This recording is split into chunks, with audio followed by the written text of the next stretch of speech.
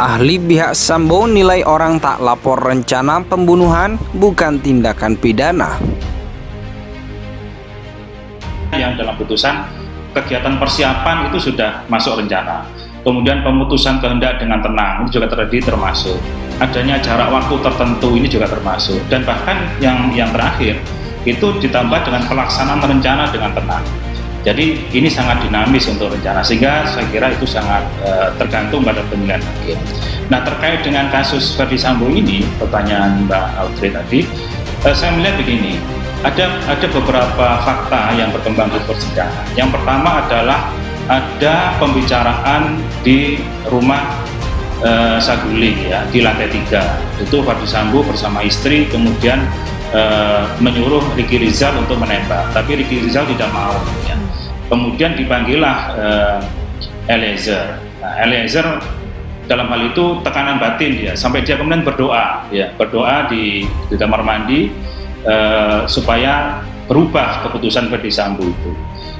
Ini waktu di rumah yang satu, ya, yang jaraknya sekitar 100 meteran dari rumah 46 itu. Dan putusan-putusan hakim terungkap bahwa yang dimaksud dengan direncanakan lebih dahulu atau bidah berat itu adalah minimal harus memenuhi 3 unsur atau 3 syarat. Yang pertama adalah bahwa kehendak untuk melakukan perbuatan itu harus diputuskan dalam suasana tenang, ya. Juga ada senjata, ya. Dan kalau tadi saya boleh menambahkan, kalau berdasarkan keterangan dari Richard bahwasannya Ferdy Sambo ini juga ikut menembak. Nah, tetapi kan memang perdebatan di dalam adalah ada perbedaan pendapat yang katanya tadi hajar dan tidak ada Sambo ikut menembak. Nah, memang ini tergantung pembuktiannya bagaimana. Tetapi kan alat bukti ada banyak, ya, seperti petunjuk dan keterangan-keterangan ahli. Ya, konteks kalau kita melihat perencanaannya, yang debatable-nya adalah waktu pelaksanaan eksekusi. Perencanaannya sudah ketemu, Mas Bayu, bahwa ada persiapan, ada pelaksanaan. Tapi unsur yang terakhir adalah dilakukan dengan tenang. Nah, disinilah yang menjadi perdebatan, apakah FS ketika melakukan suatu penembakan terhadap Yosua itu dalam keadaan tenang. Karena unsurnya adalah tenang, dan itu unsur bentuk kumulatif, bukan alternatif. Artinya, dari 3 unsur bentuk perencanaan itu harus terpenuhi semua. Nah, ini kalau soal kualitasnya, justice kolaborator itu kan juga saksi, terdakwa yang bersaksi, kan begitu?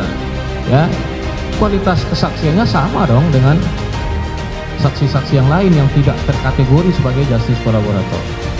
Untuk penghargaan secara khusus, dia itu akan meringankan hukuman bagi dia. Akan meringankan. Bagaimana cara dia mendapatkan penghargaan secara khusus itu? Tentu melalui putusan hakim. Putusan hakim. Baik, sebelum kepada putusan hakim, siapa pihak yang bisa menilai seseorang ini layak sebagai JC atau tidak? Yang bisa menilainya? Kalau saya tidak salah itu LPSK. Sepertinya sih sulit untuk lepas dari hukuman untuk FS dan PC, ya. Dan menurut saya agak sulit juga untuk lepas dari perencanaan, karena kalau unsur perencanaan hilang, ya, maka si PC, Kuat, dan Ricky itu harus bebas loh. Karena mereka tidak melakukan apa-apa, ya, yang sampai saat ini tidak terlalu aktif, tidak ikut menghilangkan nyawa, tidak ikut menembak, tapi ikut dalam perencanaan dan juga skema yang diatur oleh dalam hal ini, ya, terdakwa Ferdy Sambo.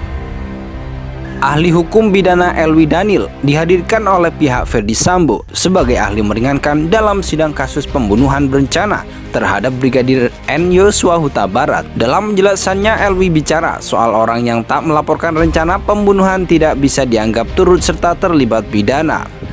Hal tersebut disampaikan Elwi dalam sidang kasus pembunuhan Brigadir Yosua di PN Jakarta Selatan, Selasa 27 Desember 2022.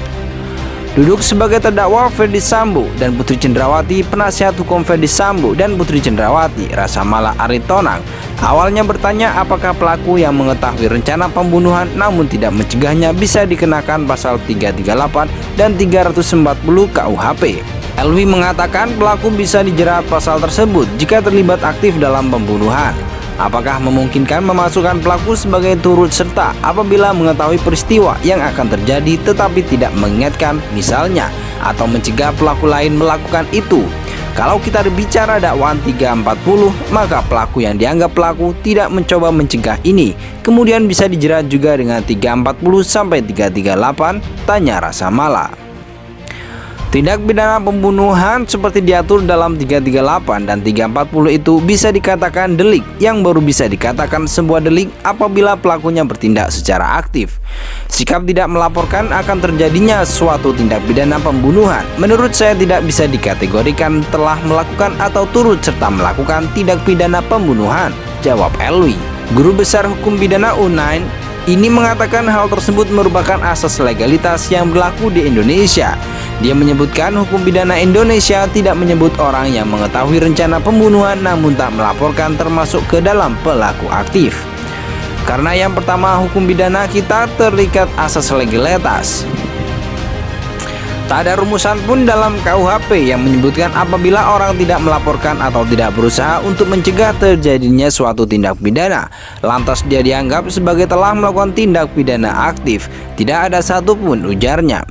Dalam perkara ini, Ferdi Sambo dan Putri Cendrawati didakwa melakukan pembunuhan berencana terhadap Brigadir Yosua Huta Barat. Perbuatan itu dilakukan bersama-sama dan Richard Eliezer, Ricky Rizal Wibowo, dan Kuat Ma'ruf. Ferdi Sambo dan Putri diadili dengan pasal 340 KUHP, subsidiar pasal 338 KUHP, junto pasal 55 ayat 1 ke 1 KUHP. Ferdi Sambo juga didakwa merintangi penyidikan dalam kasus pembunuhan Yosua. Ferdi Sambo didakwa dengan Undang-Undang Nomor 19 Tahun 2016 tentang perubahan atas Undang-Undang Nomor 11 Tahun 2008 tentang informasi dan transaksi elektronik dan KUHP.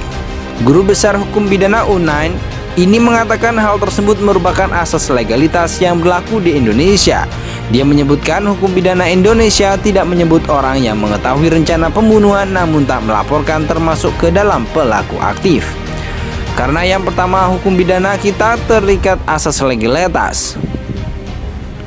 Tak ada rumusan pun dalam KUHP yang menyebutkan apabila orang tidak melaporkan atau tidak berusaha untuk mencegah terjadinya suatu tindak pidana, lantas dia dianggap sebagai telah melakukan tindak pidana aktif. Tidak ada satupun, ujarnya.